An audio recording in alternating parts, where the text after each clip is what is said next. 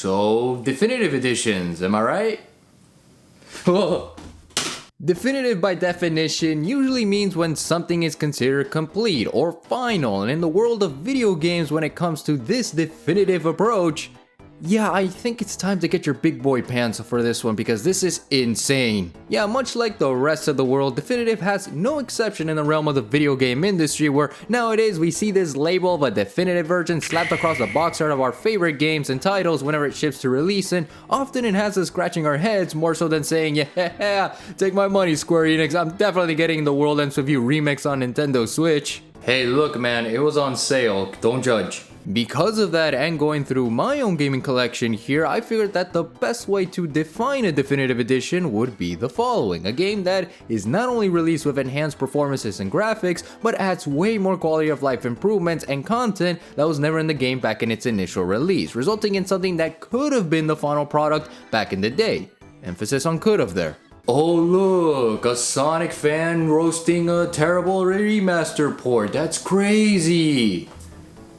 It's not the last time that I'll do it either. Now, regarding the application of these definitive editions here, these versions of games can stem from HD collections to even faithful remakes, so long as the main attempt is to add content that was perhaps under development and wasn't finalized, or completely new content in hopes of adding flavor to the original experience, all while garnering attention from those that never really gave a damn about it in the first place. Now look, I am aware of the whole waters between remasters, re-releases, and definitive editions and how they can all be murky in terms of defining which one is which, but I really don't care, man. Like, you know, I just want to talk about a game like Link's Awakening DX on the Nintendo Game Boy Color. God, what a game.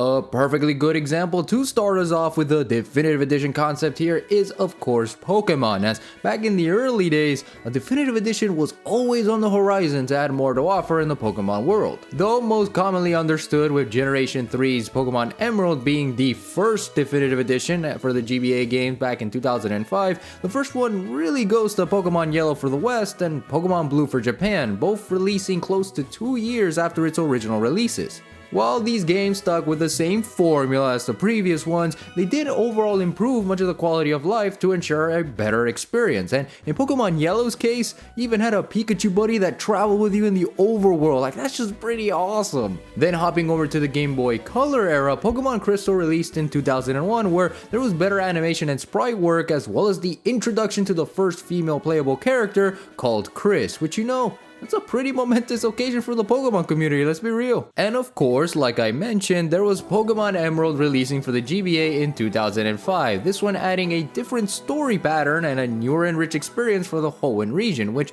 sadly I never played this one back when it released since I was always a Nintendo DS kid growing up, which meant that my Pokemon experience was none other than Pokemon Platinum. Yeah, I am one of those Pokemon fans. Pokemon Platinum as a whole was to me the perfect Pokemon experience in terms of the mainline games, especially considering that during this time, the mainline series was arguably at its peak. Granted that this game is the blend of both Pokemon Diamond and Pearl, because of its nature and style as the definitive way of playing Pokemon Gen 4, it has the better feel to it once you start playing, and it just has this unique charm to it that felt like there was really more to offer this go around. From a battle frontier to additional story content and a new legendary encounter to face, and even just the designs of the characters appearing more fresh and fit, this game is just a perfect example of how to make a definitive edition for the mainline Pokemon games.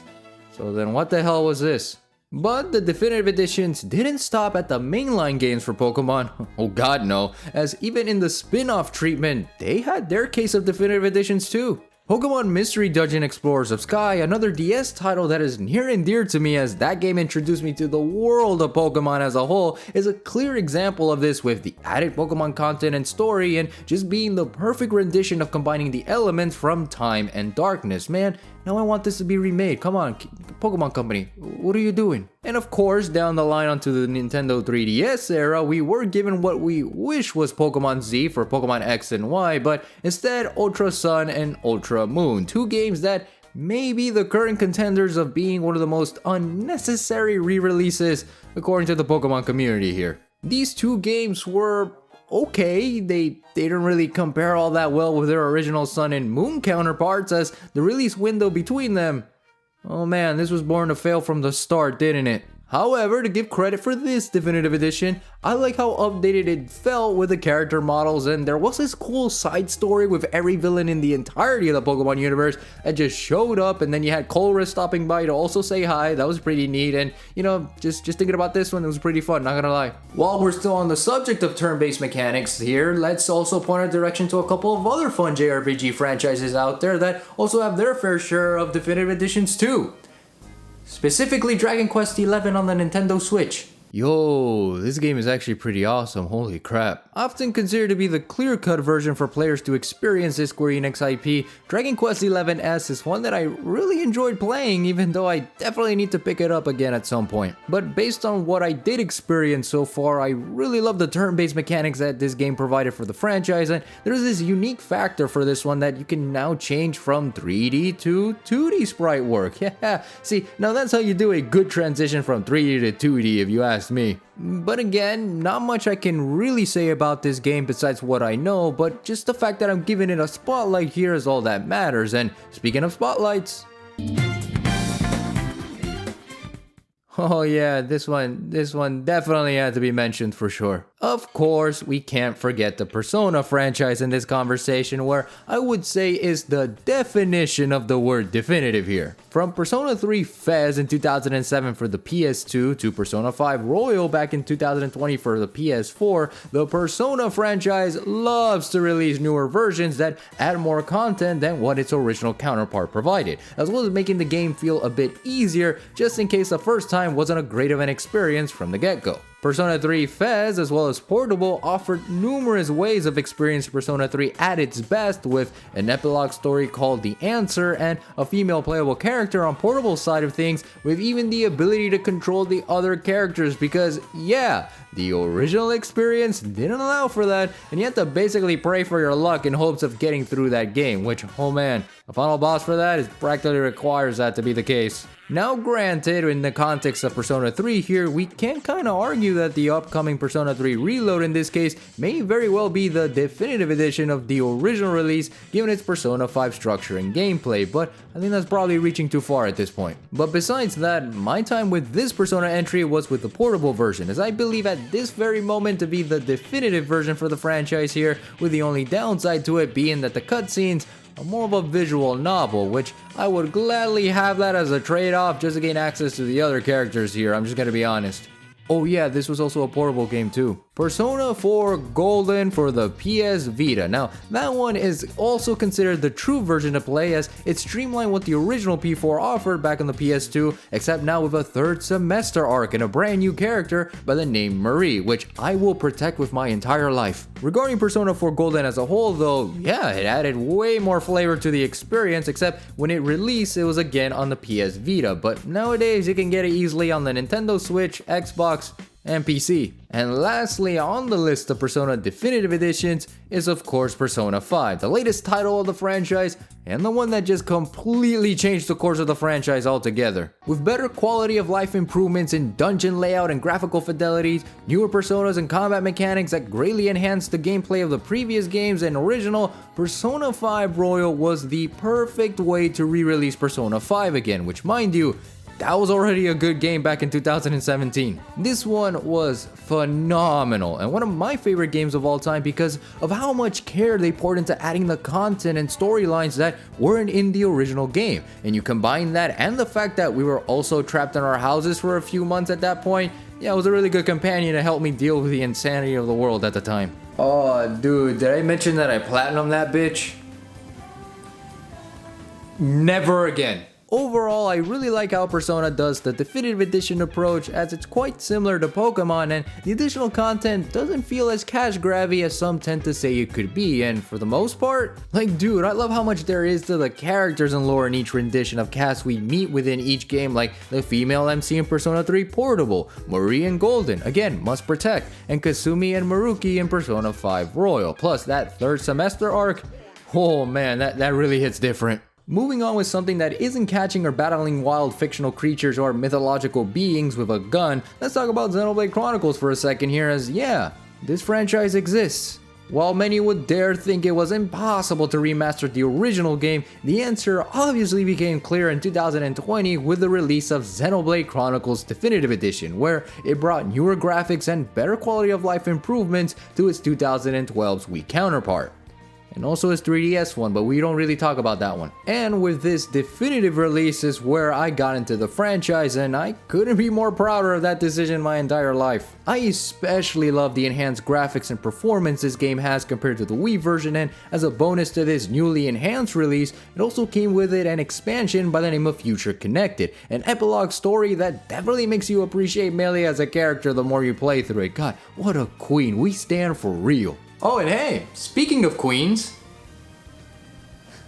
truly one of the best there is, am I right? Yeah, who could forget to discuss definitive editions without so much discussing Mario Kart 8 Deluxe, where it's basically Mario Kart 8 from the Nintendo Wii U ported to the Nintendo Switch with added content and tracks. And did I also mention that it's also one of the oldest and long-standing titles I've seen yet with how much DLC the game has gotten currently? Oh holy hell, when will this game die? Naturally, it's also a great experience and definitely the best way to play Mario Kart 8 currently, as those DLC tracks and new characters are definitely ensuring that to be the case, similar to Bayonetta when she returned on the Nintendo Switch back in 2018.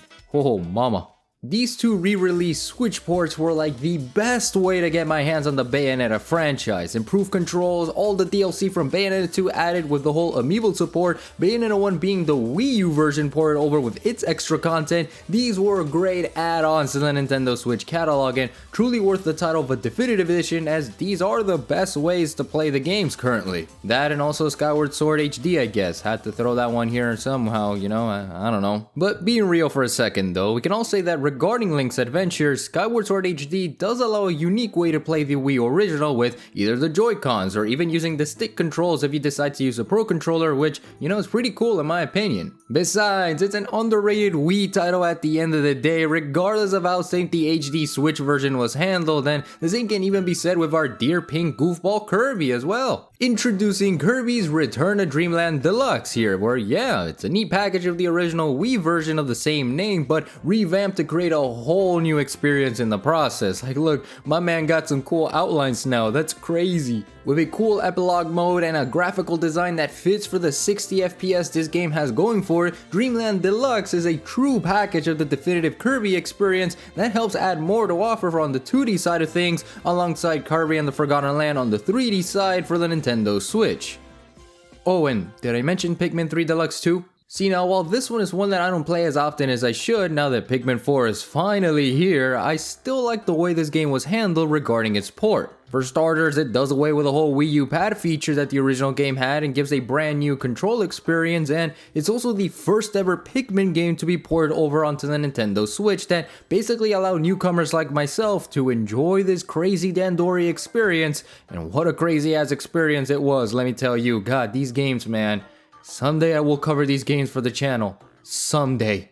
But for the most part, definitive editions right now are getting a good rep of sorts, as these games are well worth the time and effort to be released and marketed because of the additional content they presented, which is great and all, but sometimes this can cause some backlash if it's not done properly. Thus enter the cash grabs, where for some time now has been a key problem in terms of definitive editions. Of course, there are very rare in between, since most of the time definitive editions tend to give a neat gap between its original release, but sometimes it doesn't help make a strong case for them if the original experience was already great from the get-go. Kinda like what they did with the GTA Trilogy Definitive Edition, for example. Listen, I never grew up with Vice City, San Andreas, or any other GTA game back in the day, since I was also a Mario, Sonic, and Zelda kid growing up. I do know that there are people out there who consider these games the best of what the franchise offers, and to see it get shoehorned into a collection with the least amount of effort into it to make a definitive edition surely wasn't going to cut it for many fans and newcomers to the franchise. Surely they would riot. From having extremely poor reviews and performance on all fronts, this definitive edition was the epitome of what it feels to get your nostalgia slapped across the face for the sake of that dollar bill, which is also something that Ubisoft of all companies decided to do for the Ezio collection back in 2016. Yeah, like as if that wasn't expected at all. Another game collection that might as well just be on the graveyard, the Ezio collection here is a notorious one that doesn't speak to the strengths of the original releases, especially when this is the closest to a modern definitive edition as it can get. And what's bizarre about this one is that it's still a fun and solid set of games that usually would go on sale for 20 bucks because they still don't have much to offer. It does suck to see that the greatest games of all time barely got the same level of treatment as other definitive editions from the franchise, like Assassin's Creed 3 for example, but hey, at least it's not Assassin's Creed Unity. Oh, I don't think you're looking too good there, my guy. Next on these bad examples of definitive editions, we obviously can't forget to mention Sonic the Hedgehog for this one. Now don't worry, we won't be talking about Sonic Adventure 2 Battle here, which is a re-release of Sonic Adventure 2 for the Nintendo GameCube, since I strongly believe it to be a rather good re-release for that definitive Sonic Adventure 2 experience, but rather Sonic Adventure DX, or Director's Cut if you want to be specific. Now generally, I never found any problems with this one, as based on my experiences with this game, I think that the graphics for this one is rather tame, unlike some would think that it isn't. After all, from a distance, the game still is the same as its original Dreamcast counterpart, with improved graphics and quality of life improvements, and the model for this game are actually pretty decent. Sonic has human teeth here, I guess. Oh god, that's just nightmare fuel. Yeah, this one is not surprising at all given the structure of this release wasn't so much trying to port the original Dreamcast version, but rather rework and enhance it for the Nintendo GameCube instead, which resulted in something that I quite honestly don't understand what it was even trying to do in the first place. Oh man, I guess you could say that this game did make Sonic have a rough transition to 3. Okay, you know what, I can't even finish that sentence. Regarding other bad definitive editions, or more milquetoast ones at that, we do have Super Mario 64 DS, where that one is sort of alright in my book, either because my nostalgia is blinding me hard for this one, or because I haven't really played this game in a really long time. Despite the whens and wheres though, I understand where many were coming from when it comes to this game in terms of its structure, as the D-pad controls do make the game feel stiff, and with the touch controls on the Nintendo DS, they did feel a little lackluster in some cases, and just the overall feel for this game felt like it just could have been better. But hey, now at least it gave us Gambling Luigi, so that's all I'm really here for. So yeah, 10 out of 10 definitive experience for me.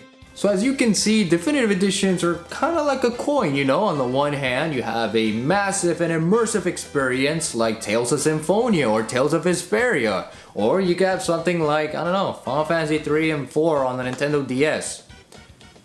Now listen here, I like those games a lot, but trust me, they ain't it, fam. Thankfully, the concept of definitive editions are well within the reach of a good idea in terms of allowing players new experiences that weren't there from the previous rendition. Of course, here we can kind of lose ourselves with the whole re-release and port debacle, like I said earlier in the video, where certain games tend to be ported over from its original console to the next gen one with the added perks and DLC it once had, such as the Tomb Raider reboot trilogy, Bayonetta 1 and 2 on the Nintendo Switch, and like the various Switch ports that released in 2018 and even Smash Ultimate when you think about it. Actually, on second thought, don't think about that one. Definitive editions are just part of the gaming norm now, and while we can consider them cash grabs and problematic to some capacity, it's really just the execution of them and the gap between the original release and its newly enhanced one that needs to be taken into massive consideration. This is where generally I do find the problems with them, but for the most part, they're pretty fine additions to the world of video game collecting. Now I can go on and on about other definitive editions like some other day, but I will say one last thing before we leave off. A definitive edition of Spectrum Origins for the Nintendo Switch. You know, like that would be really, really awesome to see. Just saying, you know, just throwing that out there into the world. Manifestation. God, I really miss that franchise so much.